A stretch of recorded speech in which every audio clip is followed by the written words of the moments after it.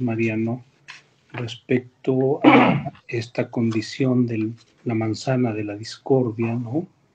Y Noé señalaba con mucha claridad que pues en realidad lo que vemos ahí a través de las tres diosas que son incitadas a la discordia, ¿no? Es que en Hera pues hay la representación del poder, ¿no? En Atenea es la representación de la inteligencia, mientras que en Afrodita pues se da precisamente la representación del deseo, de lo erótico, y veíamos cómo se acude a Paris pensando en que es un individuo que tiene una cierta mesura, que tiene una cierta capacidad para discernir lo justo de lo injusto, lo correcto, y que sin embargo, ¿no? En el momento en el que Afrodita le propone el trato, inevitablemente se deja arrastrar por la cuestión de la pasión y abandona, ¿no? Por un lado la inteligencia y por supuesto abandona el poder como una especie de control respecto a uno mismo. Y eso desencadena todas las pasiones que vienen a analizarse y a plantearse respecto al desarrollo de la Ilíada, ¿no? O sea, por un lado está transcurriendo toda la cuestión guerrera, sin duda alguna, combates y todo eso, ¿no? Pero por debajo de eso está transcurriendo todo un conocimiento de las pasiones humanas. Y yo supongo que eso se vincula con la idea de verdad porque, es decir, el poeta no nos está proponiendo un mundo distinto al que ocurre, sino más bien lo que está haciendo es dar constancia de lo que sucede cuando los seres humanos caemos en ibris, ¿no? Cuando los seres humanos nos dejamos arrastrar por las pasiones, y en ese sentido me parece que la verdad de la poesía es, va a ocurrir esto, o sea, si tú te dejas llevar por la ambición, si tú te dejas llevar por la ira, esto es lo que ocurre, o sea, va a haber guerra, va a haber matanzas, va a haber injusticia, va a haber, no sé, todo eso, y me parece que en ese tenor, la verdad de la poesía, un poco con la conferencia que nos recomendaba Noé, ¿no? Tiene que ver con esta condición del ser humano a la cual no puede sustraerse, o sea, según la postura un poco del autor, es ahí se descubre precisamente, ¿no? La condición del ser humano como este individuo que, o como este ser que en algún momento puede, si bien es cierto, relacionar inteligencia, poder y deseo o instinto o pasión, pero que no obstante, cuando rompe ese equilibrio o cuando se da precisamente, ¿no?, esa entrega irreflexiva a una pasión, pues ocurre lo que ocurre en la guerra de Troya, es decir, no nos está diciendo que es una verdad que podamos nosotros construir solamente conceptualmente, sino que los seres humanos somos esa verdad en la medida en que cada que nos dejamos llevar por la pasión, inevitablemente producimos esos efectos. Es una tesis que aventuro porque incluso en el mismo canto 1, yo lo estaba volviendo a leer después de muchas veces de lectura, ¿no? Y me daba cuenta, o sea, es la ira de Aquiles, ciertamente el motivo de este canto 1.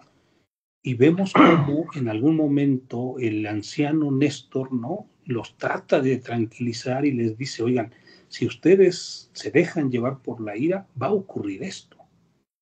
Y lo mismo sucede con Crises, ¿no? O sea, ¿por qué nos está pasando lo que nos está pasando? Pues porque Agamenón se dejó llevar por la ambición, porque Agamenón precisamente, ¿no?, cometió un acto de impiedad respecto a Apolo. Y vemos cómo Néstor también les llama a la cordura, pero es muy difícil de completarse a partir de que cada uno de ellos se está dejando arrastrar por esas pasiones. Entonces, la verdad poética no tiene que ver con el hecho de esa verdad científica a la que estamos acostumbrados, pero sí nos habla de una verdad del ser humano en cuanto que se deja arrastrar por la pasión y, por supuesto, ¿no?, como la razón es como por decirlo así, incompetente, pero probablemente no es el término adecuado, sino incapaz más bien de controlar esas pulsiones, de controlar esas pasiones. Es un poco lo que estuve reflexionando, porque después incluso cuando Aquiles quiere matar a Agamenón, ¿no? Atenea le dice, espérate, o sea, calma tu cólera, porque si lo matas va a suceder esto. Entonces, es un poco lo que yo veía respecto a esta relación y también es una temática que se estaba planteando. Pero bueno, lo dejo ahí. No sé, los demás que digan. Sí, si me permiten, con respecto a esta lectura que habíamos hecho del libro 1 y los comentarios que se vertieron en la sesión anterior, y que sí vale recordar un poco para poner en contexto a nuestros colegas que ahora se unen, a David, a Itzel, a la doctora María del Carmen. Bueno, pues sí, lo que ahorita relataba Oscar, pues tiene mucho de razón en lo que tratamos en la sesión anterior.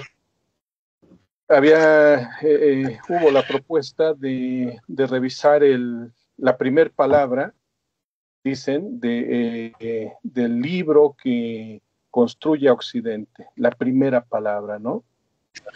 A la cual, bueno, pues le podemos dedicar, pues no solamente la sesión anterior y esta, sino otras posteriores como que comentamos, ¿no? Y esa palabra, pues es menín o menís, ¿no?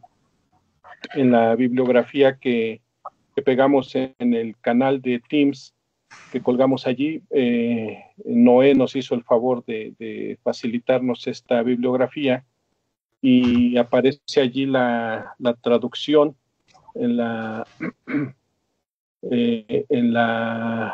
colección de Bibliotheca Scriptorum Romanorum y más o menos la primera palabra viene dentro de una frase que dice menin aide tea eliadeo aquileos, ¿no? La primera palabra es menin, algunos la dicen menís, pero se refiere a algo más profundo en esta conferencia de Antonio Lastra, ¿qué es lo que provoca la ira? Hay algo más profundo debajo de la ira, ¿no? Que es la depresión. Y en toda esta conferencia, bueno, pues se da a entender que el último eslabón de la modernidad, como de la época contemporánea, para tratar de comprender esta condición humana, bueno, pues es Freud con el psicoanálisis. La manía, o sea, menís o menín, que es a final de cuentas una melancolía crónica, una melancolía profunda, pues se vuelve una condición incapacitante y por lo tanto provoca furia. Solamente puede haber ira a partir de esta condición incapacitante para poder hacer, para poder llevar a cabo las labores cotidianas como mínimo, y bueno, y más aún como en una condición de guerra, en una etapa, en una época en la que se adquirían las posesiones, los blasones, los nombramientos a partir de la guerra.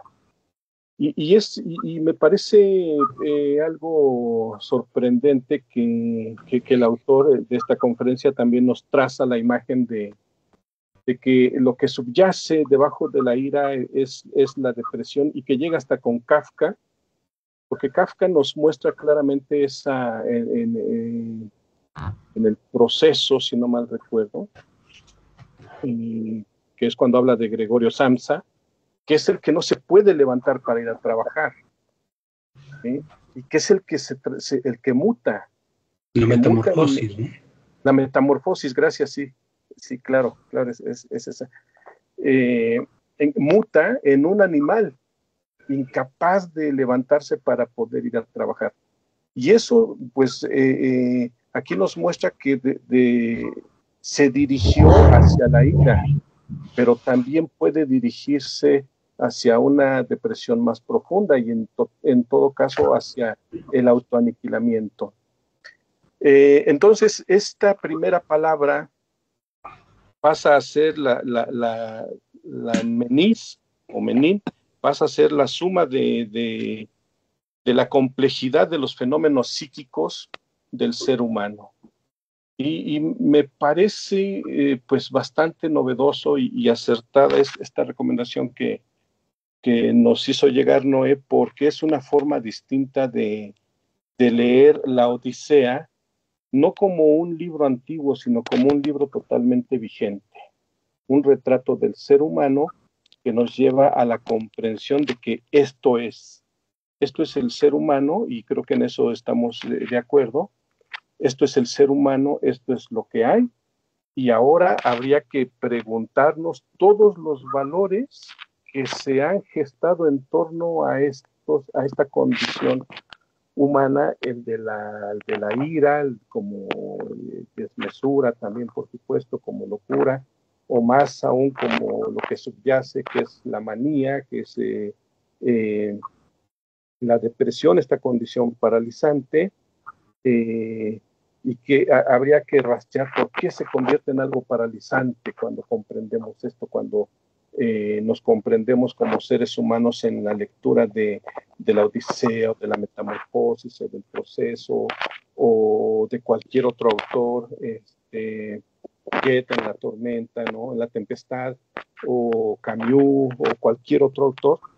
Y considero que es porque en esta condición estamos solos. Nadie nos puede ayudar con esta comprensión de nuestra condición humana, que es la de experimentar una soledad ante esta naturaleza humana. Y por supuesto que Nietzsche ya propondrá que, y con esto concluyo, Nietzsche ya propondrá que a partir de esa comprensión que tienen los griegos de la naturaleza humana, que viene pues precisamente todo este ejercicio de creación de la dimensión apolínea, para no quedarse en el ámbito del nihilismo, del pesimismo. Y bueno, pues yo aquí dejaría este comentario. Gracias.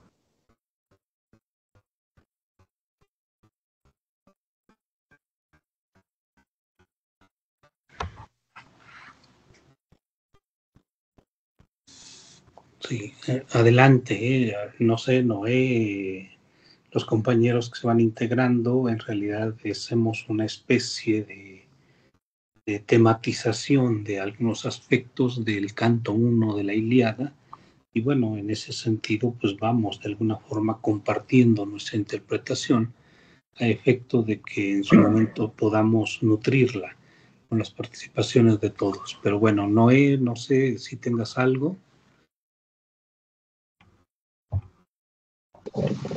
Bueno, a recordar un poco la invitación a escuchar esta conferencia de Antonio Lastra, porque de alguna manera trastoca las interpretaciones habituales, que obviamente no es un descubrimiento de él, sino de un escritor albano llamado Ismail Kadere. Recibe un premio y entonces dicta una conferencia que se titula La cólera de Aquiles. Esa conferencia ha sido traducida y la pueden encontrar también fácilmente en internet, pinchando Ismail Kadere con K. Y bueno, aunque también hay una edición en alguna editorial española, acompañada de una entrevista. Entonces, a pesar de que este escritor albano no sea filólogo, como tampoco lo es Antonio Lastra, según lo cuenta, ha hecho parar mientes en ese sentido de que quizás sea un error común el hecho de traducir menin como ira o como cólera. Ya en la versión que les he enviado en griego, al menos si vemos las dos primeras palabras de los dos primeros versos, está de un lado menin y de otro lado oulomenen, que tendría que traducirse añadiendo el prefijo oulo como maldito, sería esa maldita menen, que obviamente Antonio Lastra, siguiendo aquí a Ismail Kadere, diría que no es propiamente una locura.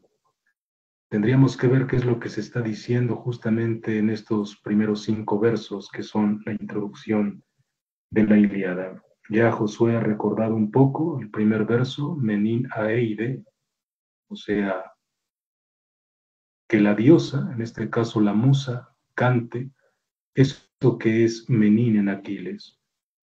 Y obviamente la manera de designarlo es como el hijo de Peleo, eh, Pelayeideo, y luego Agileos, que no es más que designar a este héroe. E inmediatamente, en este segundo verso, es Oulomenen, y digo que este prefijo habría que referirlo con maldito, pero en la penúltima palabra está alge, que es de donde viene el término dolor, aquello que causó demasiado dolor entre los aqueos o entre los griegos, que justamente el menen que le está pasando a Aquiles ha sido motivo de tantas penas y de tanto dolor entre los griegos. Bueno, podríamos ir analizando cada una de estas palabras, pero obviamente nos llevaría mucho. Esto tendremos que hacerlo personalmente, simplemente rescatar eso que quizá no haya que traducir la cólera, porque o tendríamos que repensar qué es lo que le está pasando a Aquiles en este momento, porque nosotros estamos cargados de prejuicios al enfrentarnos con Homero. Bueno, voy a sacar varios hilos. Y por eso mi intención de la sesión pasada, de pedirle a Oscar que nos recordara rápidamente en qué consistía el diálogo de John, por ejemplo, porque no vaya a ser que nosotros estemos haciendo lo mismo que John. Es decir, que creamos que entendemos a Homero justamente por recitarlo, pero traemos una precomprensión, estamos cargados de prejuicios. Y el prejuicio es que todas las ediciones que hemos encontrado en español, en su mayoría, traducen ese menín como ira, como cólera, exceptuando el texto que nos recomienda Antonio Lastra, que sería el de López Eire, del editorial Cátedra, donde no se traduce ese menín por cólera. Y López Eire seguramente ha tenido una intuición, según recuerda Lastra, y lo traduce por resentimiento. Entonces, más que sea una cólera, es una suerte de resentimiento. Por eso digo, cargados de prejuicios contra toda esta interpretación de la Ilíada, desde que se pone por escrito hace poco más de 2000 años, cuando se está organizando el texto en la Biblioteca de Alejandría, nosotros, ya el mismo Plutarco, me parece, el mismo, no, el escritor de la Eneida, Virgilio, el mismo Virgilio está traduciendo ese menín por cólera. Y si nosotros nos dedicamos, si nos limpiamos de esa suerte de prejuicios y nos dejamos asomar a qué es lo que está pasando en este primer canto de la Ilíada sin adelantarnos demasiado, tendríamos que cuestionarnos qué es eso que le está pasando a Aquiles. Digo que el profesor Antonio Lastra ha señalado un poco eso, citando a López Eire, diciendo que no traduce por cólera, sino por resentimiento, en alguna influencia de Nietzsche, aunque eso no podemos saberlo porque este profesor Antonio López Eire ha muerto, entonces no sabemos, pero es el único en español que no traduce el menín por cólera. Tendríamos que cuestionarnos qué es lo que le está pasando a Aquiles en este primer libro. Y en la sesión pasada apuntábamos un poco, que es que sí, le han quitado a la chica, pero también debemos contextualizar por otra parte en qué momento de la guerra de Troya estamos. Han pasado 9 años, o sea, estamos en el año 9, casi en el 10, y es justo cuando Aquiles decide no hacer guerra, cuando decide refugiarse en su campamento. Es este 9 año en donde Aquiles no va a hacer guerra. En la interpretación de Lastra, esto significaría tanto como que el guerrero deje de ser guerrero, como que Aquiles no sea Aquiles, no quiere combatir. está irado en un momento, pero por otra parte podemos leer las lágrimas. Ciertamente uno a veces llora de ira, no sé si por impotencia, tal vez sí porque eso es lo que le está señalando Atenea, de no poder medirse con Agamenón en este caso, porque en fuerza es capaz de matarlo, pero simplemente no lo hace. Y entonces se refugia, y entonces la interpretación del Astra en este sentido es decir, pero es que venimos a hacer la guerra justamente a rescatar a la mujer de un hombre que ha sido ofendido justamente porque se la quitaron. Y ahora resulta que, mediado por el dios, en este caso Apolo, a mí también me están haciendo lo mismo que le hicieron a Menelao en este caso. Me están haciendo lo mismo por lo que venimos a hacer la guerra. Y ese es el motivo por el que Aquiles decide dejar de combatir. Han ido a Troya justamente a hacer la guerra para rescatar a una mujer, pero resulta que Agamenón en este caso le está haciendo lo mismo por lo que fueron. Entonces, en la interpretación de Lastra, lo que le está pasando a Aquiles es justamente este Menín, este Menes. ¿Qué es lo que pasa en este primer libro? Josué ha recordado un poco, Lastra no traduce del todo, simplemente hace referencias como melancolía, como depresión, y sería esta palabra una de las fuentes de lo que más tarde en griego será la manía, por ejemplo, que está presente en Platón, pero la manía en el sentido de, lo dijo Josué hace un momento, todas las enfermedades que tienen que ver con un desequilibrio racional en ese sentido y como una incapacidad para hacer frente al menos a lo que está pasando. Y Aquiles en ese sentido no está haciendo frente, es como retirarse, es como dejar de pelear. Bueno, es un poco la provocación que quería recordar y bueno, también el hecho de que estamos en el año 9 de la guerra. Son 9 años y de repente Aquiles, justamente porque le han quitado a la chica, ha decidido dejar de pelear. Bueno, no sé qué añadidos puedan hacer, Oscar, Josué, Mariano.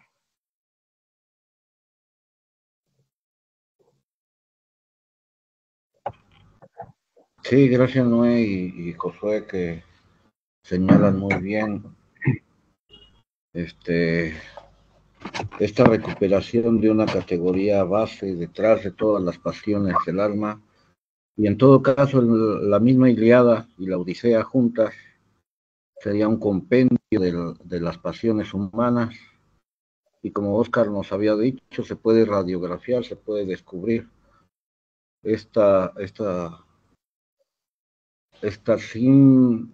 síntesis que muchos han retomado, han interpretado de pasiones del alma que se vuelven arquetípicas y que hay muchas cosas que vamos a destacar. Y bueno, yo pudiera decir más bien que sí hay algún abismo de pasión resentida, diríamos, en el alma de Aquiles después de un desgaste de tantos años de la guerra, y que ese desgaste se puede remitir con esta amargura del alma, con esta manía que le están señalando, que va más allá de la pura ira, sí, ciertamente. Bueno, no, yo solamente añadiría con lo que participaron en que es una limpia, es una recuperación, diríamos, como lo habíamos mencionado, pedagógica, la Ilíada y la Odisea, a partir del rastreo poético que hace Homero de las pasiones. Yo nada más lo señalo como para sintetizar lo que habíamos comentado, que de alguna manera detrás de ello hay una historia de la verdad de las pasiones humanas o historia del espíritu humano en todo caso, que también yo añadir otro tema que viene en el segundo canto y que después se va a reiterar en todos, que ya está latente en algunos versos de este primero, pero que es la relación con los dioses de ida y vuelta hacia lo humano y lo humano hacia los dioses, que al grado tal de que pues, llega a verse un panorama casi como si la tierra y los hombres fueran un tablero y unos juguetes de las fuerzas divinas.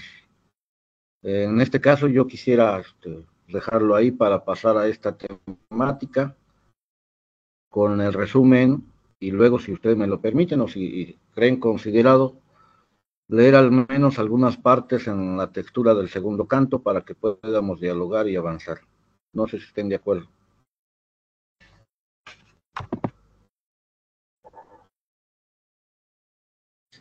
Quisiera un poco ahondar tanto con la participación de Josué como con la de Noé. Es decir, a mí no me queda claro el papel de la razón, o sea, la razón como mesura, la razón como inteligencia, porque ciertamente si podemos hablar de menis como cólera, como pasión, como locura, como melancolía, como depresión, como resentimiento, ¿no? Es precisamente porque se rompe, o sea, se rompe la posibilidad de un control de esas pasiones. Pero a mí me parece que en todo el canto 1 está siempre presente el llamado a la mesura, ya sea por Néstor como hombre anciano, poseedor de una sabiduría, ¿no? Que en algún momento incluso la saca a relucir y dice, si estoy combatiendo con ustedes, recuerden que he combatido con hombres más poderosos que ustedes y me hacían caso. O sea, ahí está, o sea, hay un papel que desempeña la inteligencia, ¿no? Y luego en su momento, cuando Atenea calma la ira, el enojo de Aquiles, ¿no? Espérame, en este momento no te conviene, o sea, es decir, si hablamos de algo más profundo, si en la interpretación que se hacía Josué respecto a esta conferencia y un poco lo que retoma Noé, pareciera que si nos dejamos llevar por aquella herida profunda, ¿no?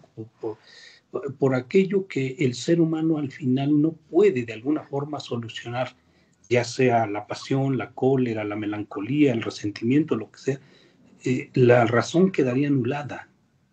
Y yo me cuesta un poquito entender eso, ¿no? No sé si pudiésemos profundizar ahí. Sí, sí, comprendo esta preocupación por esto, porque sí, como que nos quedaría la imagen de que no hay otra cosa más que el destino, un destino muy oscuro, muy profundo, ¿no? Y ante el cual la razón quedaría subsumida, quedaría obnubilada, quedaría destrozada, destruida totalmente. Sin embargo, es como una especie como de genealogía de los valores, lo que presenta el canto 1, ¿no? Y toda la Ilíada. Es decir, ¿cuál es el sentido de la guerra? ¿No? Sí, a final de cuentas, allí está la razón, porque siempre dice, deliberaron, ¿no? Eso, ese es el punto. Sí, o sea, está presente, la razón está presente, están deliberando, bueno, ¿por qué nos tenemos que pelear por esta mujer si yo, Aquiles, que soy el que porta todas las virtudes, la puedo obtener sin ningún problema? Por eso aparezco o salgo de mi tienda desnudo y todos los demás salen con sus escudos y salen con sus guerreros a un lado y Aquiles por sí solo podía obtener eso y mucho más, ¿no? Pero la razón se encuentra allí cuando hace caso a la divinidad. Pues no puedes pelear en este momento. O sea, aunque estés lastimado porque siempre obtienes todo, pero tu razón tiene que identificarse con este mensaje divino en el que en este momento no puedes pelear. Eso por un lado. Por otro lado, ¿por qué se llega a esta negra sensación del alma de la menin, ¿no? De la menis. Bueno, pues porque sí, ya son 9 años en los que hay hay un desbaste, hay un cansancio de siempre estar lidiando con lo mismo, de siempre estar topándose con pared con las mismas actitudes, los mismos razonamientos necios de todos los demás que aparecen en la Ilíada. Cada uno de los personajes encarna una forma de ser, y eso es lo que la razón está observando y analizando. Es decir, no puedo nada contra este individuo que encarna ciertas, vamos a llamarlo en nuestra época con el cristianismo, el catolicismo, con ciertos pecados, ¿sí? O con ciertos excesos. Y entonces la razón me llama a dialogar precisamente para poder qué es lo que debemos de hacer, y en este 9º año preguntarnos todavía, y tal vez llegar a una sola pregunta: ¿qué sentido tiene la guerra? ¿Sí? O sea, y en ese momento está allí presente la razón que se percata de que hay algo incómodo en el cuerpo. ¿Sí?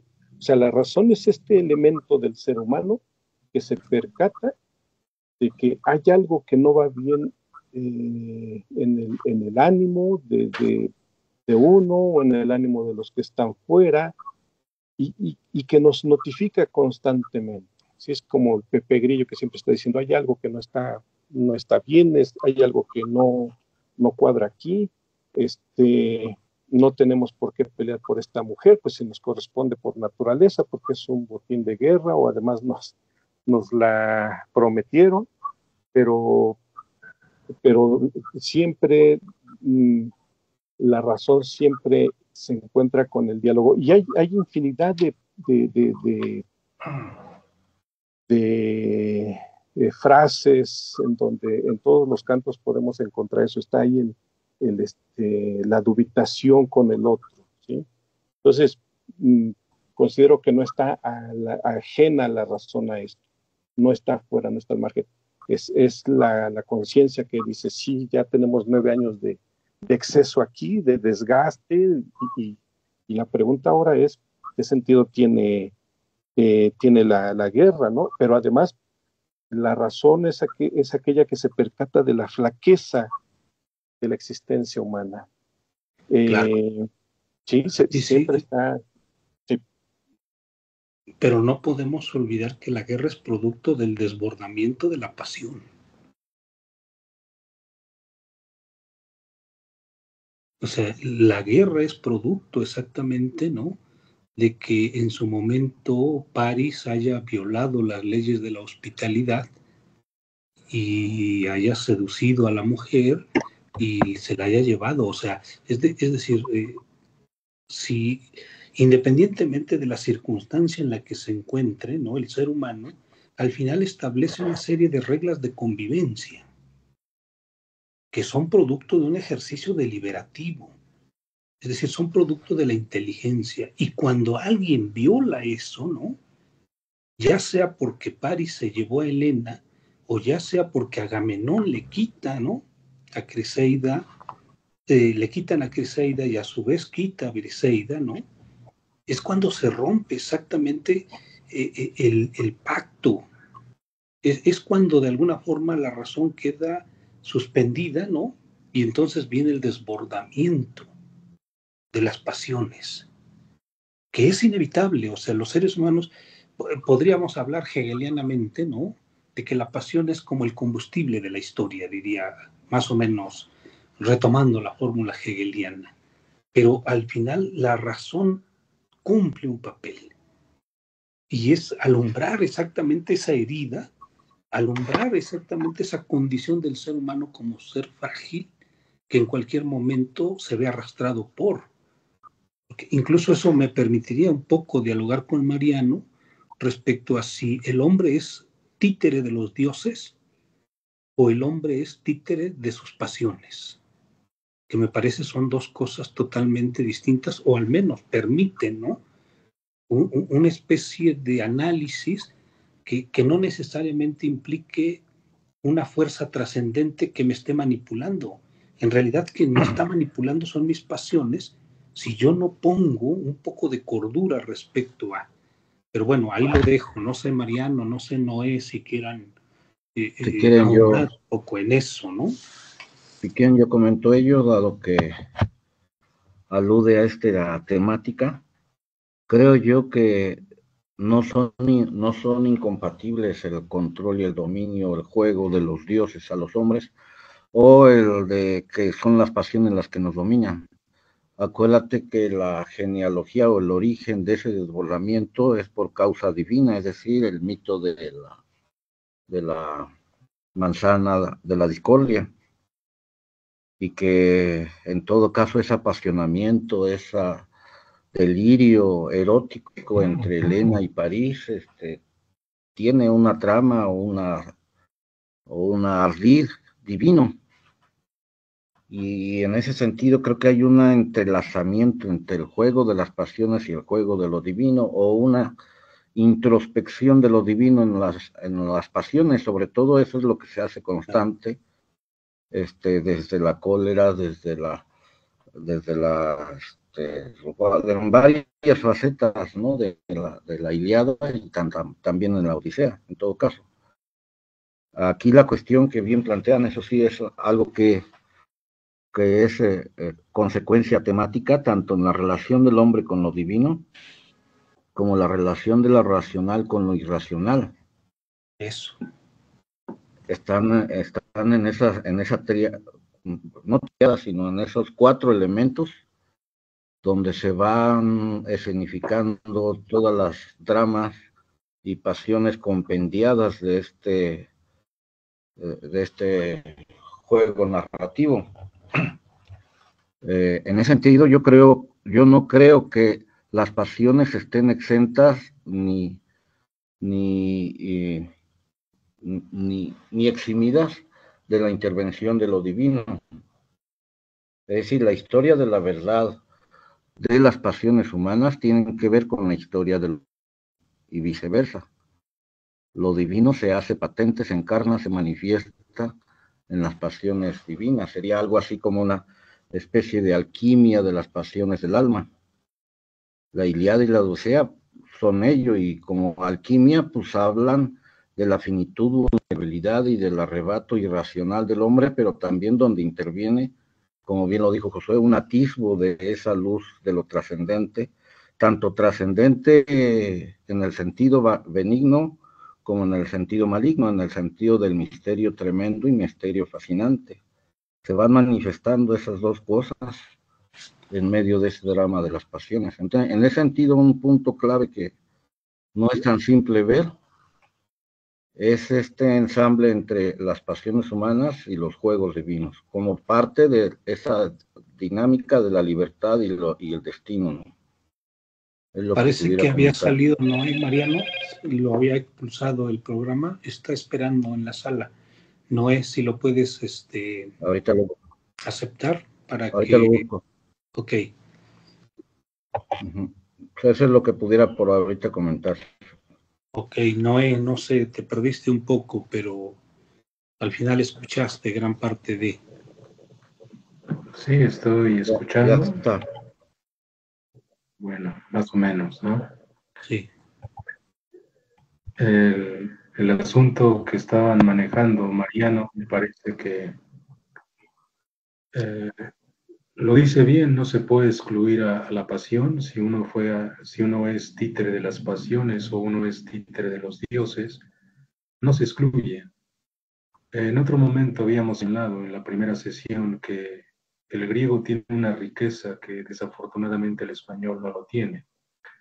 Y en ese sentido estamos un poco limitados para tratar de entender qué es lo que nos está diciendo Homero, pero sea como sea, no podemos ir atrás y tampoco podemos eludir cierta interpretación, cierto intento. Esa cosmovisión que tenían los griegos de la vida. Y en ese sentido, el hecho de hablar de las pasiones, casi identificándolos con la divinidad, quizá no estaría tan mal, no estaría tan errada, porque se trata de una fuerza superior y muy difícil de controlar, aunque no imposible. Será ya más tarde cuando se meta la razón para poder controlar esas pasiones, pero de momento nos desbordan.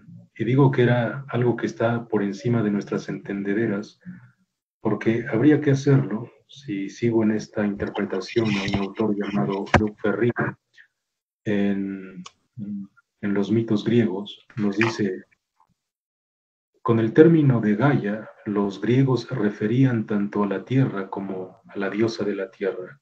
Se lo estaban refiriendo al mismo tiempo. Gaia como la tierra y la diosa de la tierra. A Uranos como al cielo y al mismo tiempo al dios del cielo. Lo que en nosotros no puede ser, porque simplemente se nos ha desdivinizado el mundo. Para nosotros la tierra es esta tierra donde estamos pisando y el cielo es ese cielo que está por encima de nuestras cabezas, pero para los griegos decir Urano era referir al dios del cielo y al mismo tiempo al cielo, a Gaia, a la tierra y a la diosa de la tierra. Y en ese sentido, muchos de los dioses en la antigüedad estaban reflejando pasiones. Lo mencionábamos la primera sesión, que hace dos ocasiones, 2 encuentros, 3 con este. Señalamos, por ejemplo, uno de los de las ilustraciones que se colocan para entender esto era el asunto del vino. Como Dioniso es alguien que posee, alguien que bebe en exceso. Y entonces decíamos que uno dice que sale fuera de sí o que no era uno.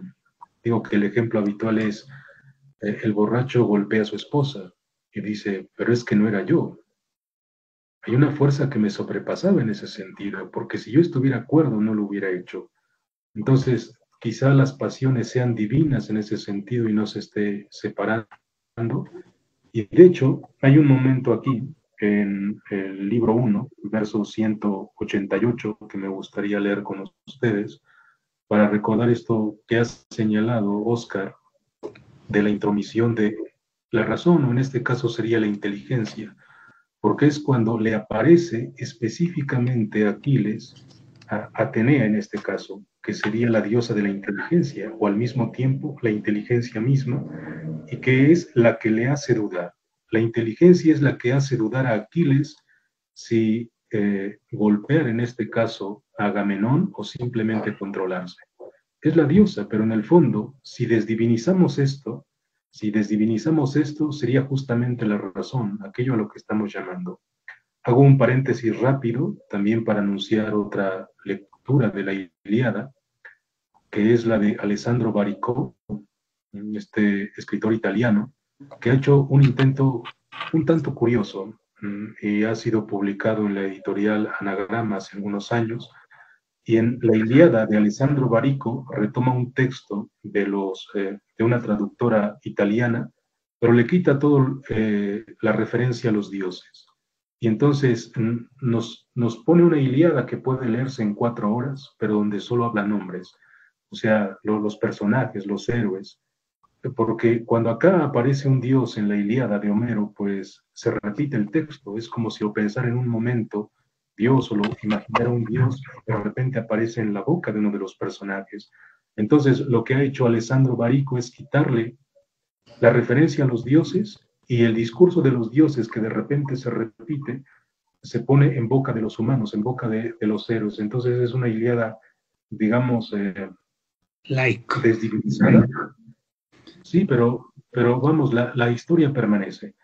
Entonces, y bueno, respecto a la versión que les envié de García Calvo, también señalar que se trata de poner a Homero en el lenguaje como lo escuchara un griego del siglo III antes de Cristo, más o menos. O sea, se trata de una lengua que ni siquiera los griegos entendían, porque esta es una cosa que también hay que recordar. Claro. Ahí están hablando héroes y dioses, y el lenguaje de los héroes y de los dioses no es el mismo que del corriente. Una pequeña advertencia, como lo hace García Calvo, es que ni siquiera los griegos de la época de Sócrates ya entendían mucho la Ilíada. Y tampoco es una cosa que deba interesarnos mucho. Hay unas palabras que simplemente por el contexto se van entendiendo.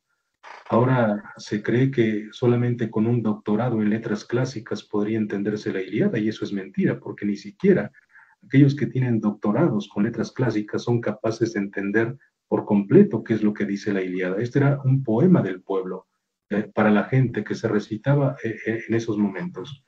Entonces, esta versión de García Calvo intenta hacer eso, por eso inventa palabras, palabras le llama a él, como si lo estuviera escuchando un griego del siglo III antes de Cristo. Bueno, tendrían que leer esa introducción que hace, no añado más, y de repente ahí hace una referencia para, dando la participación de Josué. ¿Cuál es el motivo de la guerra? Bueno, según en esta interpretación de García Calvo que pone en sus prolegómenos, es que Homero intenta demostrar la estupidez de hacer la guerra. Es que es una estupidez. El hecho de hacerle la guerra al otro, no hay razón para hacerle la guerra a otro. Bueno, simplemente lo dejo ahí para seguir explorando después y vuelvo a este asunto que nos comentaba Oscar. Entonces, leemos versos 188. Ya se sabe, ya se está dando este enfrentamiento entre Agamenón y aquí toma la palabra Aquiles, y García Calvo ha tenido este atrevimiento de colocar unas pequeñas frases que resumen de qué es lo que van a tratar los versos por si no se agarra la primera, porque obviamente traduce los nombres de otra manera a la habitual, simplemente recordándonos lo plástico que representaba la lengua griega en ese sentido. Unas veces en el griego encontramos Aquileo, Achileus, Achileai, y eso era simplemente para que el hexámetro pudiera hacerse. Entonces, como es una lengua plástica, habría que leerlo desde esa parte. Entonces, no lean la versión de García Calvo si antes no leen los prolegómenos o al menos los señalamientos que se hacen para ver cómo se intenta repetir el ritmo que había en Homero. Bueno, este resumen de estos versos de este apartado es: cuando va Aquiles a lanzarse espada en mano sobre Agamenón, baja del cielo Atena y lo persuade de que se contenga en eso, que es lo que decía Oscar, la inteligencia. Pero sigue insultando a la Atrida, y si bien dice que dejará que le quite su cautiva, hace fuerte juramento de que van a echarlo a él de menos los dánaos en la guerra. Bueno, vamos a los versos, página 69 en papel.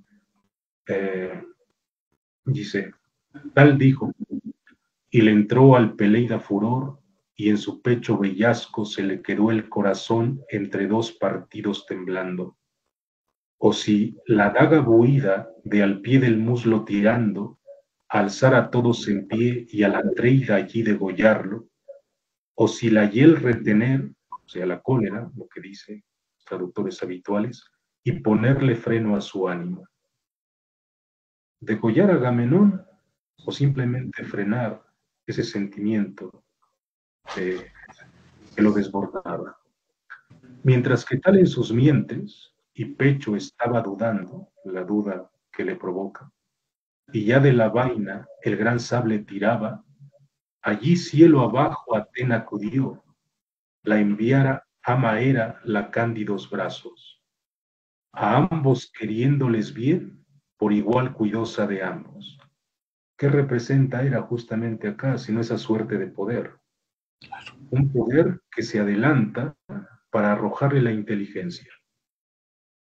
Y además quiere igual a Agamenón, que también es un tipo poderoso, pero no inteligente, al menos en este caso.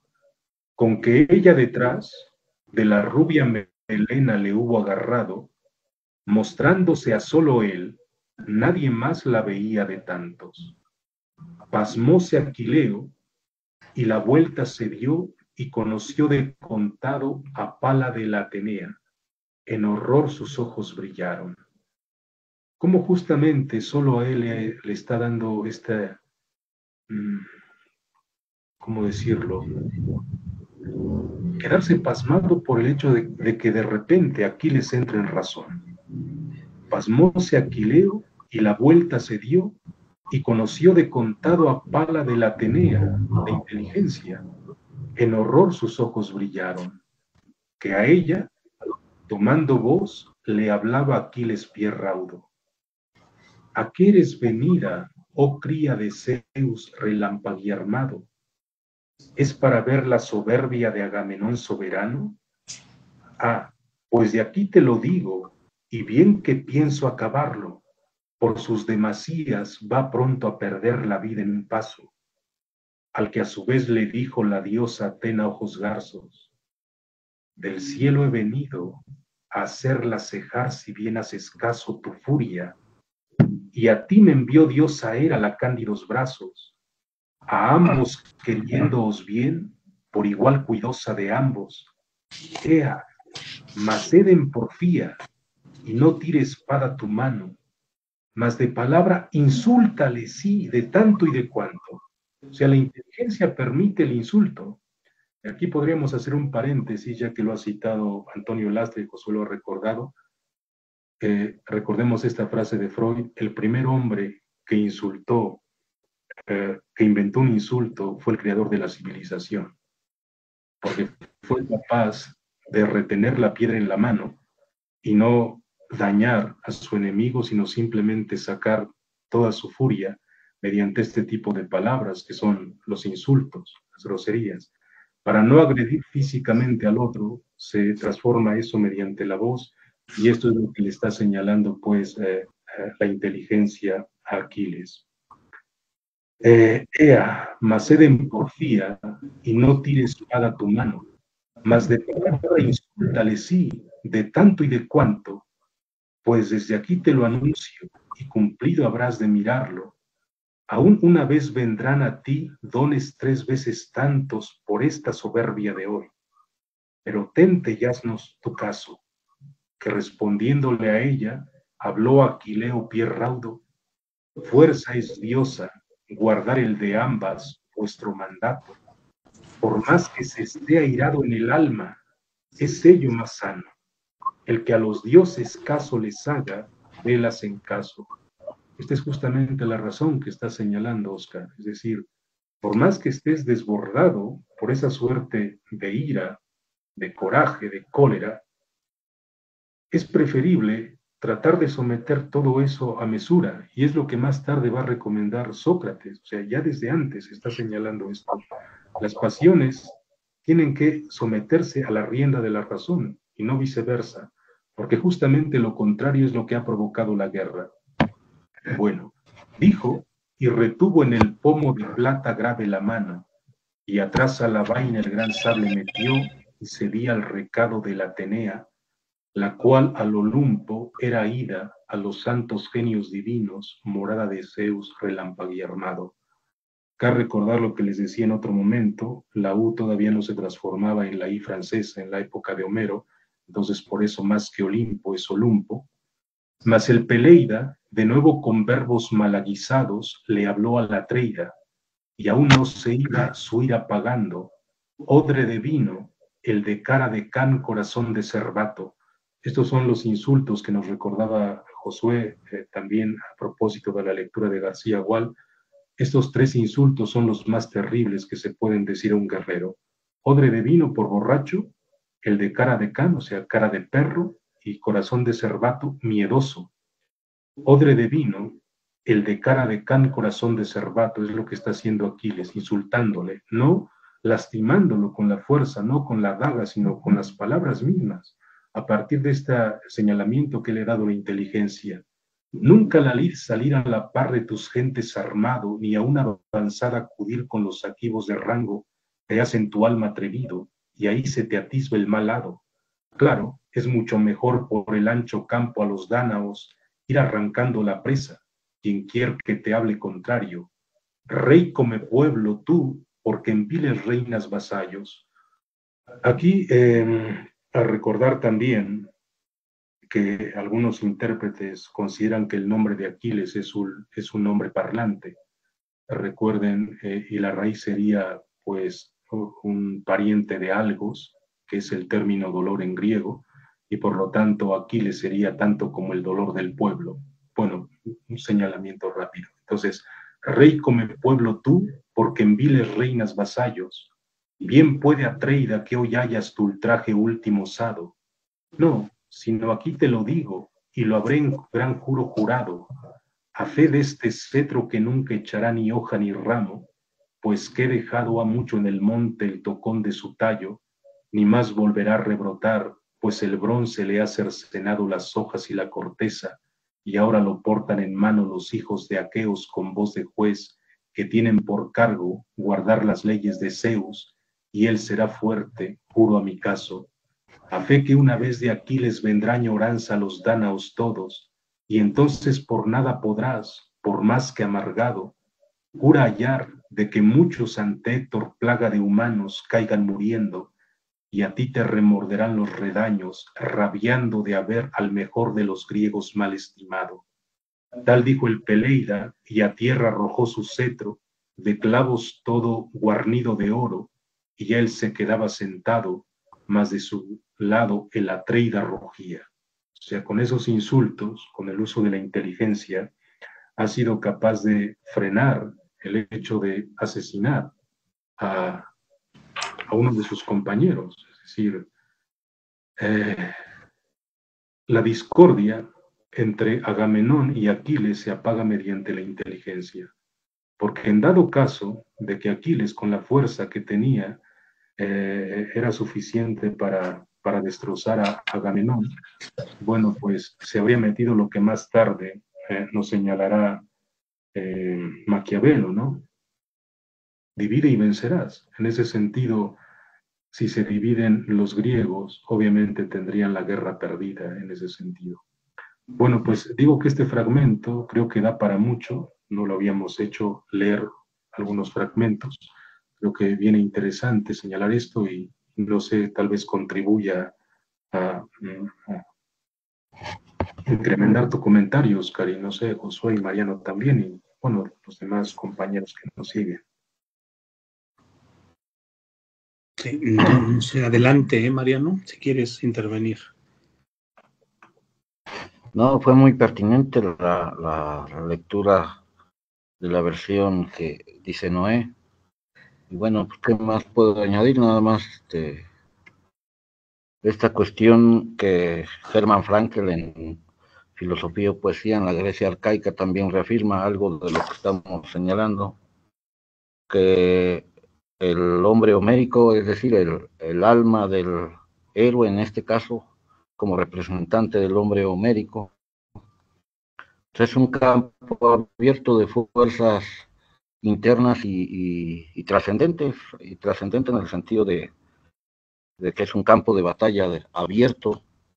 No hay una subjetividad propiamente dicha o no hay una idea del yo cerrado que se opone el cosmos o se opone las fuerzas naturales o se opone lo trascendente, sino que están entrelazados, ¿no? Entremezclados, tanto lo mortal como lo inmortal, o tanto lo humano como lo divino. Y es precisamente en este campo de fuerzas en lucha donde se va a dar la paideia antigua de Homero, de cómo formar y dar ensamble o armonía a ese estado de desproporción o desarmonía de las pasiones. Y creo yo que es precisamente la función poética de Homero, dar esta paideia, esta pedagogía, de cómo contrarrestar las pasiones con otros elementos que lo contrabalanceen para no desbocarse en este caso en la manía de la ira y de otras que se van aflorando durante la lectura. Sería lo que pudiera redondear. Creo que vamos alineados a semejante opinión común.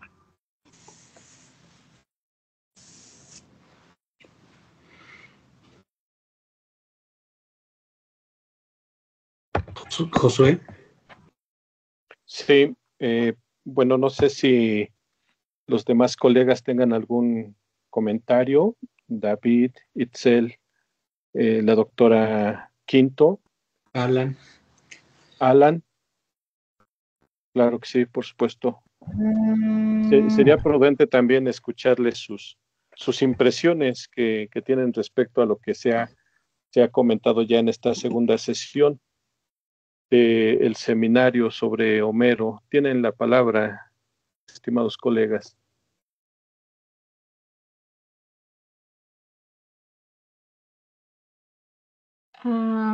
Bueno, no sé si se escucha. Sí. Creo que de momento, bueno, al menos para mí, aquí sí, completamente hablo de mí, tal vez es un poco apresurado porque esta primera, o bueno, este acercamiento con Homero sí me está resultando un poquito complicado, pero de todas formas voy tomando nota y en consideración cada una de las cosas que han mencionado, ¿no? Específicamente de este primer canto. Bueno, hace una semana me parece que platicando con el maestro Oscar me había comentado pues justo como esta cuestión de dividirnos por temas, ¿no? Y entre algunos de los que mencionó, me llamó en particular el que, como esta cuestión de la figura femenina, ¿no? Y no sé qué tanto podríamos elaborar o profundizar en esta cuestión, porque si bien es cierto que se está abordando el tema de las pasiones en el hombre y cómo influyen en su comportamiento y en esta, ¿cómo se podría decir? Cómo desencadena en el surgimiento de la guerra y también la cuestión de la intervención de los dioses.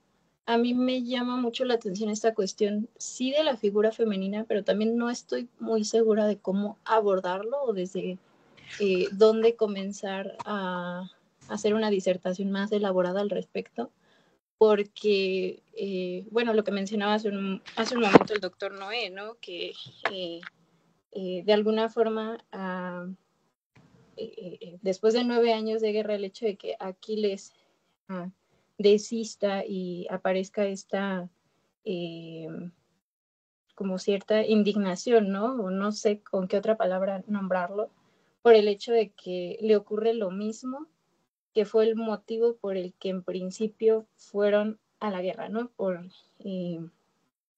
Helena y que ahora le pasa a él con Briseida, si no me equivoco. Bueno, espero no estar errando demasiado con los nombres.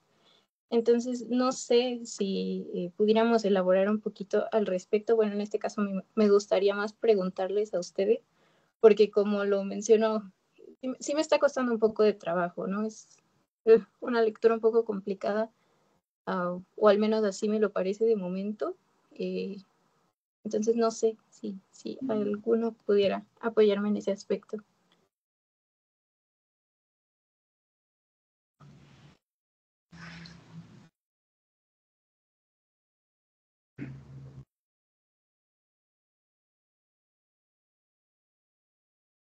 Bueno, brevemente, ¿no? Sí, Itzel, acercarnos nuevamente a la Ilíada y dejar que hablen todos sus autores, sus dioses, sus diosas, sus héroes, sus hombres, sus semidioses. Bueno, pues implica precisamente en primera instancia dejarlos hablar. Y al hacer esto ya les estamos otorgando eso que la misma tradición hermenéutica nos ha impuesto, ¿no? Que es el tratar de dar más peso a ciertos discursos dentro de una obra. En este caso sería a lo mejor la figura masculina, la figura paterna, el dictado de los dioses específicamente. Pero aquí considero que estamos afortunadamente en otra etapa y que implicaría pues, hacer, por ejemplo, una relación de todas las figuras femeninas que intervienen en la Ilíada, en este primer canto, y ver cuál es la función de cada una de ellas, cuáles son sus atributos. Porque precisamente la Ilíada lo que plantea es un estudio, como decía Oscar desde la sesión pasada, un estudio de las pasiones. Y por supuesto que cada uno de los hombres y también cada una de las mujeres representa, encarna una pasión, pero también no solamente el desborde de esta pasión, sino también la razón. Ahora que leí hace unos instantes Noé, pues encontramos que Atena, la diosa de la sabiduría, baja precisamente, y es gracias a ella a quien Aquiles duda, ¿sí? Y no desenvaina la espada para acabar con la vida del otro. Entonces, considero que no tendrías ningún impedimento ni metodológico para poder acercarte nuevamente a esta lectura. Sí es necesario hacer el grupo de WhatsApp. En el de Teams a veces no se pueden pegar, o no supe cómo pegar el link de la conferencia se me olvida el nombre, de Antonio Lastra, ajá, gracias, de Antonio Lastra, porque él deja algo muy claro que me gustó mucho, ¿no? Su postura, y dice, pues es que yo no sé más que Homero, ni sé nada más que ellos, que los hermeneutas de ahora, ¿no? Sino que lo que hacemos es leer nuevamente, enfrentarnos a ellos y no considerar que el texto de la Ilíada es un texto antiguo, es un texto vigente, es un texto que nos muestra, pues, la naturaleza humana, ¿sí? Entonces yo creo que no tendrías ningún impedimento, Itzel. Sí, de hecho, lamentamos, ¿no?, que no pudiesen estar en las sesiones anteriores, pero en algún momento se trabajó, sobre todo en la sesión anterior. Noé y Mariano traían a colación precisamente, ¿no?, el origen de esta guerra es eminentemente femenino. O sea, es una cuestión en la que no podemos olvidar que en algún momento, ¿no?, en las bodas de ciertos personajes llegan las tres diosas, ¿no? Hera, Atenea y Afrodita, ¿no? Y al no ser invitada la diosa Discordia, coloca una manzana que tiene como leyenda para la más bella, ¿no? Y entonces acuden al juicio de Paris o de Alejandro, ¿no? Y pensando en que es una persona con cordura, bueno, no pensando, sino realmente había dado muestras de cordura, de sensatez para poder elegir correctamente, y resulta que ante las promesas que cada diosa le hace respecto a lo que puede obtener si la nombra la más bella, ¿no? Paris queda seducido por lo que Afrodita promete, que es la mujer más hermosa de la tierra, y por lo tanto cae en la pasión. O sea, veíamos cómo es el tránsito, ¿no?, de un ser que se apela a él por su cordura, por su buen juicio, y sin embargo queda seducido exactamente por la sexualidad, y entonces la inteligencia y entonces el poder de alguna manera quedan subsumidos, quedan apartados, y desencadena precisamente la guerra. Entonces, si pudiéramos verlo desde esa perspectiva, pues ciertamente los hombres están haciendo el combate, pero los motivos son eminentemente femeninos, ¿no? Entonces es una cosa maravillosa, o sea, descubrir cómo en realidad también la mujer tiene un papel fundamental en la Ilíada, y quizá podría darte ahí para desarrollar un trabajo muy interesante respecto a, ¿no? Yo espero que conforme vayamos leyendo, vayamos avanzando, pues se te vaya haciendo claro. Es un poco para rememorar eso, porque luego ya vemos, ¿no?, que al interior del canto 1 también la mujer tiene una presencia significativa. O sea, por un lado está Briseida, por otro lado está Criseida, jugando un papel determinante respecto a la cólera, respecto al resentimiento, respecto al enojo, ¿no? Y que en realidad son ciertamente motivos eminentemente femeninos. Entonces, bueno, yo espero que vaya por ahí. Un poco en esta idea de rastrear de mejor forma lo que implica. Sin embargo, no debemos olvidar, Noé, no debemos olvidar, Josué, que el mismo canto señala en algún momento que hay dos formas de conseguir la inmortalidad o la gloria. Y una es, como muy bien decía Noé, ¿no?, a través de la palabra. Es decir, la palabra permite también tener un estatuto de condición superior respecto a los hombres a partir del uso de la inteligencia y, por supuesto, de la posibilidad de dar consejos pertinentes. En este caso de Atenea, pero en otro caso Néstor, ¿no? Y después veremos que son otros individuos los que van jugando ese papel. Pero también está muy claramente consciente, ¿no? O está muy bien señalado que también la gloria se obtiene más bien a partir del combate valeroso. Y eso es también lo que reclama Aquiles, o sea, yo soy el mejor guerrero. O sea, no es un individuo que le guste hablar. Él siempre estará señalando eso, ¿no? O sea, yo me muestro en el combate, o sea, yo soy el mejor griego, si es que podemos hablar en esos términos, ¿no? O soy el mejor integrante de esta coalición, de este ejército, y la gloria la obtengo por mi valor, que es una pasión. O sea, ciertamente la gloria se puede obtener por el discurso y la inteligencia, pero no queda exenta la parte del combate, ¿no? Entonces, no sé si pudiésemos ahondar un poco en eso o si prefieren, como decía Mariano, ¿no? Noé tenía mucha razón, o sea, es un texto que requiere un estudio muy, muy detenido, ¿no? Pero también pues, es imposible porque nos apremia un poco el tiempo, ¿no? Mariano proponía que hiciéramos la lectura del segundo canto ya de manera siguiendo exactamente el texto, que ya no hiciéramos resumen, porque ciertamente en el resumen se pierde, ¿no? O sea, toda la riqueza de lo que va de alguna forma tematizando, pero eso también complica en el sentido de qué tiempo le vamos a dedicar al canto 2. Entonces, lo dejo ahí. No sé, Noé, si tengas algo que comentar, o Josué, o Mariano, la compañera María del Carmen, David, Itzel, Alán, adelante, o sea, es un seminario de investigación, es un seminario de diálogo, ¿no? Y aquí estamos abiertos exactamente a esa participación.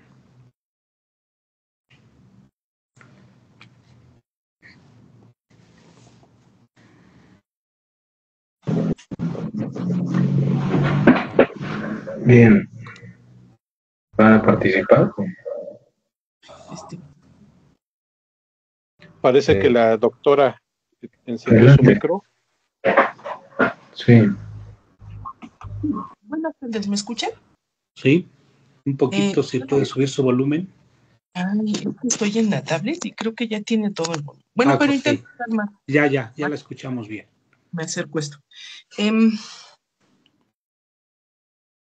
Ay, es que se han comentado tantas cosas y es tan poco el tiempo, pero bueno, yo quisiera retomar un comentario que se hizo al principio, creo que fue el doctor Oscar quien lo mencionó, y sobre el que me quedé pensando, sobre la cuestión de la verdad, no solamente en el primer canto, sino me parece en los dos libros, ¿no? Tanto en la Ilíada como en la Odisea. Y me preguntaba si aquí también tenemos que pensar en una cuestión de verdad estética y en una cuestión de verdad ética. Eso por un lado. Y por otro lado, también me ponía a pensar en que vistos ya en una lectura muy posterior con nuestros ojos, también a veces se cuestiona o cuestionamos el carácter de verdad o el carácter de verdadero que tienen los textos homéricos precisamente por la intervención de los dioses, y que esto hace que los textos se releguen a un ámbito de lo fantástico o de lo mítico, y la cuestión de verdad, o sea, se pierda más bien la idea que me parece fundamental que mencionaba el doctor Oscar, de una verdad poética contra una verdad, no sé si llamarla moral, no me atrevería a llamarla una verdad histórica. Esa es la idea con la que me estaba quedando. Me vienen a la mente como como estas relaciones, ¿no? Si estaríamos ante una verdad, o sea, ¿qué entenderíamos por una verdad poética? Si esta se asociaría a una verdad estética. Y la otra parte, ¿no? Que hay en el momento en el que se nos ha enseñado que en el momento en el que se sucede lo fantástico o se manifiesta lo divino, entonces en ese momento el texto se pone en entredicho, ¿no? La posible verdad del texto y más bien se considera como una verosimilitud. Ese sería mi comentario. Gracias. Sí, Noé.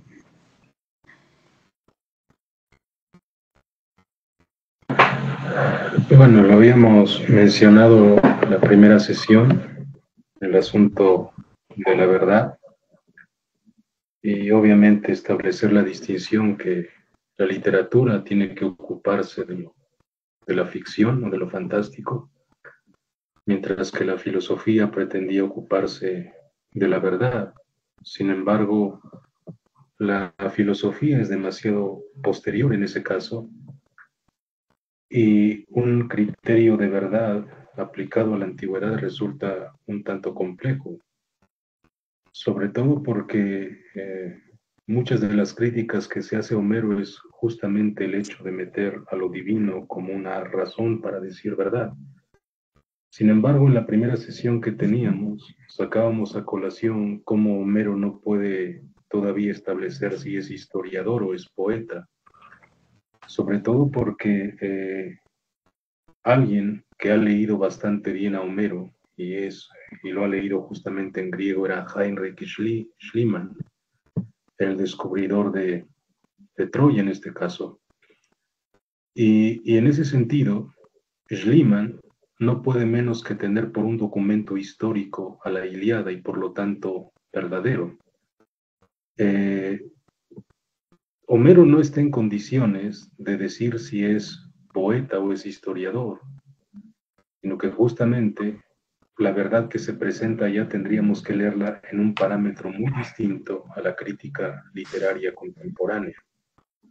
La verdad pues se presenta de manera poética en ese sentido, aunque ya Oscar también había cuestionado en esa primera sesión el hecho de verdad, pero obviamente yo creo que esto puede servir para recordar lo que planteaba Oscar, que Homero no puede ser considerado propiamente como alguien escindido de la historia. En este caso, Homero es un historiador solamente que la manera de decir lo que dice es a través de los versos. Y que Homero dice verdad en sus versos lo prueba el hecho de que Schliemann, leyendo, o vamos, con la Ilíada en mano, fue capaz de desenterrar, justamente guiándose por las medidas de las que hablaba Homero allá. Entonces, es un documento verídico. Ciertamente, cuando aparece la noción de los dioses, pues seguramente desde nuestra óptica secularizada es cuando puede ponerse en entredicho que Homero diga verdad. Pero eso es tratar de considerar a los dioses humanos o suprahumanos en el sentido de querer darles una figura, cuando seguramente entre los griegos no tendríamos, no se la daban como la damos ahora. Bueno, es un poco para que Oscar pueda tirar de allá y recordar lo que estaba planteando en la primera sesión a propósito de esta noción de verdad. Sí, bueno, un poco lo que comentó Noé, ¿no? Señalábamos precisamente a partir de este texto de Marcel Detienne, ¿no? Los maestros de la verdad en la Grecia antigua, que hay diversas figuras de la verdad, es decir, que nosotros, pues, debido a que hemos nacido en un contexto, ¿no? En una época, tenemos una figura de la verdad que podríamos considerar es como la verdad científica, ¿no? Que es como la que más auge tiene, la que más se ha apoderado del contexto en el que estamos desplegando nuestra existencia. Pero podemos ver que en el caso de la obra homérica puede ser un poco catalogada, como ya bien explicaba Noé, ¿no? Como verdad a partir de que, partiendo de sus datos, pues se puede más o menos constatar algunas de las cosas que señala a través de los versos Homero. Pero yo más bien lo inclino un poco respecto a que la verdad del ser humano sigue siendo la misma. Es decir, es este individuo, ¿no? Es este ser que está de alguna forma constituido por esa corporalidad pasional, ¿no? Que tiene de alguna manera también este rasgo de inteligencia y que Homero muestra con mucha contundencia y con un conocimiento muy preciso, ¿no? De que los seres humanos somos eso. O sea, por eso Alfonso Lastra dice con mucha claridad, Antonio Lastra dice con mucha claridad, ¿no? O sea, no hemos podido, o sea, y ni se podrá jamás cerrar ese rasgo melancólico o ese fondo que Josué hace un momento señalaba, que Noé también decía. O sea, es que el ser humano sigue siendo eso.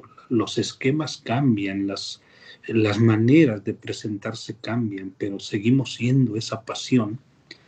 Y de alguna manera lo que vemos es que lo que dice Homero y que Mariano en algún momento planteaba, o sea, en realidad está siendo un conocimiento respecto a las pasiones humanas. Yo no considero que sea menos verdadero que una verdad científica o que una cuestión que se haya desarrollado a partir de la religión o de otras posibilidades. Nos muestra una verdad del ser humano. Y ciertamente a lo mejor lo hace con recursos que desde nuestra cerrazón moderna consideramos que ya no participan de la verdad, ¿no? Como es la poesía, como es la metáfora, como no sé, tantos otros elementos, pero que haciendo, profundizamos un poquito, pues nos daremos cuenta que las guerras siguen siendo producto de las pasiones humanas y que los seres humanos reaccionamos de la misma manera, ¿no? Ante el hecho de que se nos arrebate algo, o sea, nos enojamos, nos encolerizamos y buscamos la venganza. Eso sigue siendo verdadero, o sea, ahí no hay posibilidad de que digamos es que Homero era una especie de ser menor de edad o un individuo fantasioso, no, lo que está viendo es la condición del ser humano. Y bien dice Lastra, o sea, eso sigue siendo tan actual, tan vigente, porque seguimos siendo humanos. Y mientras sigamos siendo humanos, tendremos exactamente ese ejercicio apasionado, ¿no? De la vida, y por supuesto poseemos una cierta razón. Me parece que es muy evidente el hecho de que el ser humano se ha venido reduciendo un poco con lo que decía Mariano y que después Noé desarrolló de manera muy clara, ¿no? O sea, le hemos quitado lo divino a la naturaleza, al universo, al mundo. Eso desde cierta perspectiva es un logro, pero desde cierta perspectiva es una pérdida irremediable. O sea, nosotros no vemos en el río una divinidad, en el mar una divinidad, como bien decía Noé. O sea, decimos tierra y decimos lo que se puede explotar, lo que se puede utilizar. Jamás tenemos esa relación sacra con la tierra. Pero en esa medida, ¿no? Hemos perdido esa riqueza que Homero está poniendo en el poema, en la epopeya, ¿no? Y que a partir de ahí nos muestra la condición del ser humano desde ese análisis que a mí me parece sigue siendo verdadero. No hay manera en que podamos desde nuestra cerrazón moderna decir que es fantasía, que es imaginación, que son delirios. No, es algo que ocurre. Y ocurre siempre que los seres humanos nos desbordamos por las pasiones. Y lo podemos comprobar, no desde la perspectiva científica, pero sí, o sea, quitémosle la mujer a alguien y veremos lo que sucede, ¿no? Eso es inevitable. Hay guerra. No hay manera de decir que no. Entonces, estamos hablando de otro modelo de verdad, estamos hablando de otra manera de tematizar lo que al ser humano le sucede y que sigue siendo eminentemente verdadero, o al menos así lo pienso. No sé, Mariano, si quieres comentar algo, veo que abriste el micrófono. Sí, creo que hay algo que en el término de verdad, que está, como había dicho Noé, estamos cargados de una losa de prejuicios, sobre todo cuando hablamos de una verdad poética, una verdad estética, una verdad ética en un poema tan arcaico como el de Homero. Creo que estos tres niveles están intersectados en una visión poética arcaica de lo divino, y es obvio que supera o trasciende tanto a la verdad histórica como a la verdad científica, en el sentido de que debemos recordar que esto de verdad como término conceptual está ya más bien posterior con la reflexión filosófica. Y para el arcaico, como en el gran texto de Walter F. Otto de la teofanía, la manifestación de la verdad viene siendo más bien una epifanía o una teofanía, en el sentido de la manifestación de los dioses en lo humano, o de la manifestación de lo divino en la naturaleza, y que no, como había yo dicho, no hay una separación entre el mundo interno y el cosmos, ni siquiera en el hombre homérico, de tal manera que el ensamble estético, diríamos, de lo poético, es decir, la metáfora, el símbolo, y cuando interviene Atenea, cuando Poseidón y todo esto, para el hombre arcaico griego era real, era vivido, era una hierofanía, en el sentido que es una realidad pletórica llena de sentido que a lo profano, a lo vulnerable, a lo efímero le carga de realidad, incluso a lo desgastado, ¿no? Lo vuelve a cargar la pila de realidad, por decirlo así.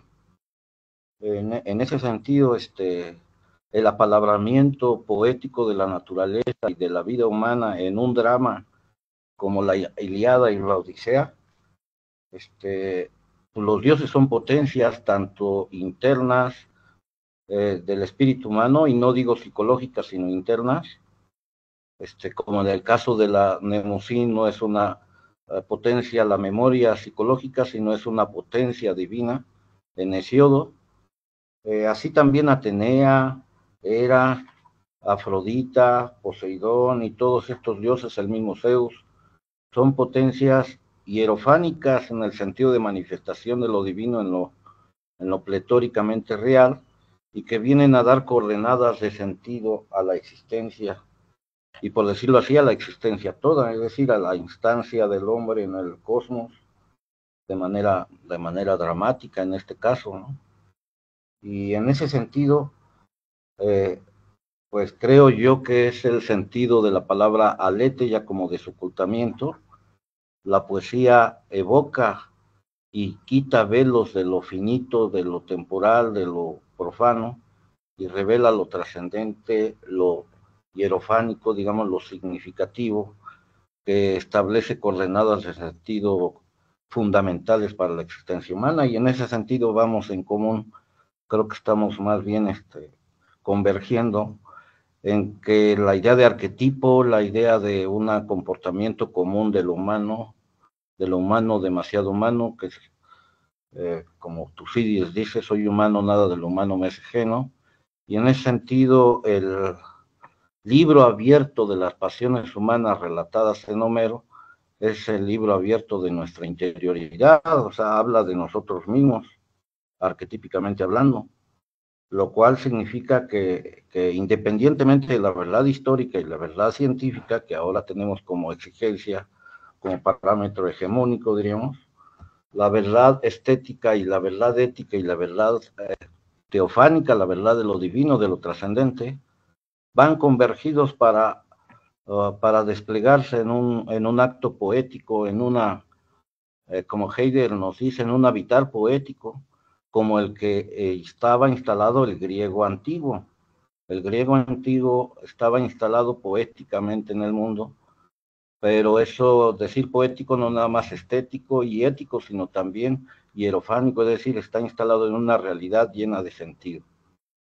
Y como tal, pues la llamada teofanía de este autor de este libro, nos hace a colación que ese desocultamiento, esa aletheia, de manera dramática, con esas pasiones que se despliegan en este texto, son una verdad, son una realidad de lo trascendente que se infiltra en lo finitamente humano, porque aquí vemos que el hombre no está desamparado, sino que está apoyado en esta guerra con intervenciones de lo divino, además de que también lo divino es causante y vientre generatriz de ciertos avatares y devenires históricos. En ese sentido, pues, creo que debemos de no de reconfigurar, sino de rescatar más bien una noción de verdad más poética originaria. Es lo que pudiera yo redondearle para que aporte algo de lo que le inquietaba a la doctora.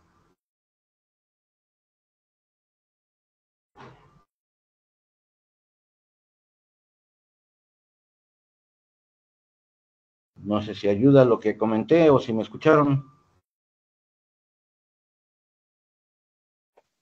Tienes tu micro cerrado, Oscar. Creo yo que sería recuperar en el sentido del romanticismo, diríamos, de esta noción de la poesía, sobre todo como poesía, como espíritu del pueblo, que más que ficción es una revelación de los orígenes, en el sentido del canto, la leyenda y las hazañas, la saga heroica, diríamos, revela una autoproyección del inconsciente colectivo, del inconsciente del pueblo, y al mismo tiempo lo reconcilia o lo religa, diríamos, con lo trascendente, con lo infinito, con lo luminoso, diríamos, que es lo que rescata, digamos, Shelley, el mismo Hegel en todo caso, Novalis, todo el espíritu romántico de rescatar el mito como una verdad original del pueblo, el mito como algo que habla de esas religaciones fundamentales con lo trascendente a partir del canto de las hazañas de lo mortal, en este caso el acto heroico y los dramas de las pasiones humanas, pero que nos ayudan a reencontrarnos, a religarnos o a confrontarnos en última instancia con lo que no controlamos, con lo trascendente, con eso que es inacible y que le denominamos como sagrado, origen o trascendente.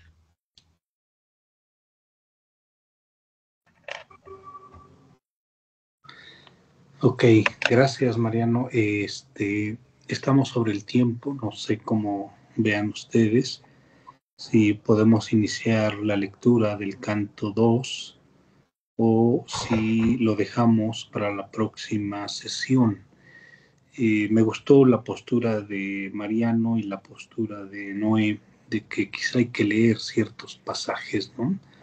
No vamos a leer todo el canto, pero sí aquellos en donde encontremos algo que nos permita enriquecer la interpretación y quizá eso puede quedar como tarea, pero escucho sus intervenciones respecto a. Sí, para concluir, me parece buena esta propuesta de leer algunas frases de los cantos, algunos fragmentos. Eso por un lado, para estar más aterrizado el diálogo, ¿no? Y por otro lado, tal vez podríamos darle seguimiento la próxima sesión a este primer canto, pero bajo la transición que hay de la violencia a la palabra. ¿No? Bajo esta idea, Oscar, que decías de alcanzar la gloria, que puede ser mediante la violencia, la guerra, o con la palabra misma. Esto claro. Que leyó Noé me parece... Y además se hermanan en algún momento, o sea, porque el acto heroico solamente queda grabado en la memoria de los hombres a través de la palabra. Claro, claro. Que es precisamente la poesía, ¿no? Que es la epopeya. O sea, Sí. sí, ciertamente Aquiles sin Homero no habría manera de que estuviera grabado en la memoria. Entonces, ese es un hilo interesante que quizá podemos rastrear, ¿no?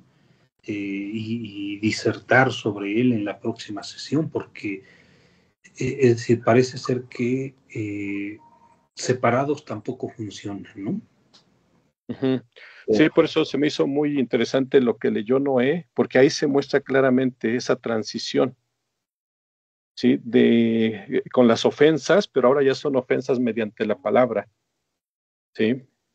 Pero ya no es el enterrar la daga en el cuerpo del otro, es solamente la ofensa y se trasciende ese malestar, ¿no? Ese odio, y entonces podemos comprender un poco más por qué esta menin o lomenen, o sea, lo que decía Noé, la locura maldita, vamos a decirlo así de forma general, la locura maldita, o sea, tiene mucho sentido que inicie con eso la Ilíada, porque nos impide la trascendencia. Esa locura maldita nos lleva a la memoria del otro, pero a partir de la denigración del ser humano. ¿Sí? Y por eso es maldita, porque no nos puede permitir, nos impide llegar a una trascendencia, a la gloria, a partir de algo más elevado, más claro, más transparente, por decir algo, ¿no? Entonces, pues yo muy contento con el diálogo de hoy y la asistencia de los demás colegas. Gracias.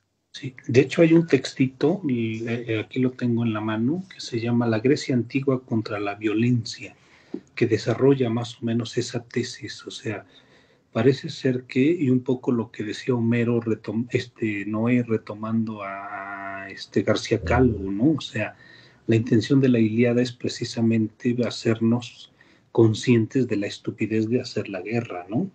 Y desarrolla la tesis, le dedica unos apartados a Homero, lo analiza más en la tragedia, ¿no? Pero la tesis que plantea esta señora, Jacqueline de Romilly, una francesa bastante interesante, ¿no? Es que en realidad a través de toda la manifestación de la violencia, lo que los griegos quieren es la comprensión del daño, de todo lo que provoca y arribar precisamente, ¿no? A lo que arribó en su momento desde cierta perspectiva, en función de la democracia, ¿no? De la posibilidad del consenso dialogado, de la posibilidad de la inteligencia, de la razón, que por supuesto tampoco inhibió ni la guerra del Peloponeso, ni las guerras que sucedieron, ¿no? Pero sí que hay una clara intención de superar esa condición violenta del ser humano, ¿no? Entonces, voy a ver si lo puedo conseguir en PDF para subirlo como un material, y también por ahí Mariano comentó algunos textos. Mariano, también si los pudiésemos subir. Sería oportuno crear el grupo de WhatsApp en donde es como más sencillo subir los documentos. Creo que es más factible el grupo de WhatsApp que subirlos a la plataforma para consulta, porque hay algunos que tienen correo independiente de la institución y no pueden acceder al material. Entonces más bien les pediría que escribiéramos nuestro número telefónico en el chat. Que ahorita en el chat todos escribieran su número telefónico y yo hago un grupo. Perfecto. ¿Sale? Bueno, y ahí podemos compartir materiales.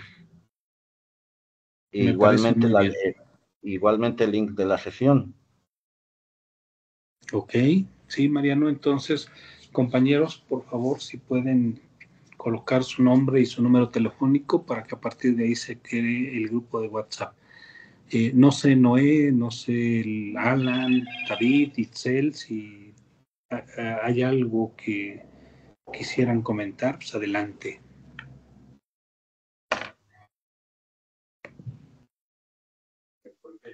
De mi parte, no, me estoy familiarizando un poco con el... ¿Me escucha? Sí, te escucha. Ah, muy bien, muy bien. Me estoy familiarizando un poco con la dinámica. Yo atendí más a la invitación que se hizo en redes sociales de asistencia a este seminario, y pues sí, estoy un poquito así. Vi un poco de la primera sesión y hoy me llamó mucho la atención lo que estaban discutiendo de el papel de los dioses en toda esta narrativa. Sin embargo, pues me gustaría tener como un tiempo más dedicado para acercarme. Disculpen la bocina inteligente, para acercarme más a la obra y pues poder deliberar y compartir ideas más aterrizadas. Pero sí, muchas gracias por dar la invitación a este espacio. Pues gracias, en 1 hora o 2 horas ya descargo el video y lo paso en WhatsApp y en las redes lo publico también. Perfecto, gracias Mariano. No sé, Noé, ¿algo más? No, solo recordar la etimología de verdad, más que los estudios contemporáneos, la partícula negativa frente a leteo, que es el río del olvido. Entonces, la verdad para los griegos sería el desolvidar, o decir las cosas como son. Y en ese caso, la verdad de la Ilíada sería narrar lo que sucedió en Troya. En ese sentido, ahí estaría la verdad homérica, como un recordar bien o un desolvidar, para recordar mejor. Volver al origen, sí. Sí, recordar, desolvidar más bien, sin meter tanta, solo etimológicamente, aletheia como desolvido. Bueno, eso. Es interesante eso, habrá que pensarlo. Sí, de hecho lo podemos comentar la siguiente con el tema de la palabra, que está muy relacionado. Perfecto, sobre Mariano. todo con epos como canto y con logos como palabra que busca fama inmortal. Sí, Adelante, suena David. muy, muy interesante la propuesta. Adelante, David. Gracias. Perdón por no participar muy atentivamente, es que estuve en un asunto, pero estuve poniendo atención a todos los puntos y se me hicieron interesantes, pero sobre todo quería resaltar acerca sobre la divinidad, o bueno, cómo es que los dioses pues llegan a intervenir entre los humanos. Hace rato mencionaban este nexo, ¿no?, entre humanos y dioses humanos. Si ya se pudiera en la siguiente sesión pues ahondar sobre este punto, porque bueno, para mí fue algo interesante y pues que sí me quedó como algunas dudas en ese aspecto. Y gracias. Vale, pues llevamos varias temáticas, ¿no? Lógicamente que cada quien tiene el compromiso de estar revisando el texto y como ya pudimos ver, hay varias sugerencias de lectura, ¿no? Entonces, pues bueno, espero que tengan una bonita tarde, unos 15 días provechosos de lectura de la Ilíada y nos estaríamos viendo en 15 días, ¿verdad, Mariano? ¿Qué fecha es? En 15 días, y hoy en 15 nos vemos. Les paso yo el link en WhatsApp. Perfecto. Buena tarde a todos. Gracias. Gracias, buenas tardes. Hasta luego. Gracias. Hasta Gracias, luego. Buena hasta tarde. luego, buenas tardes.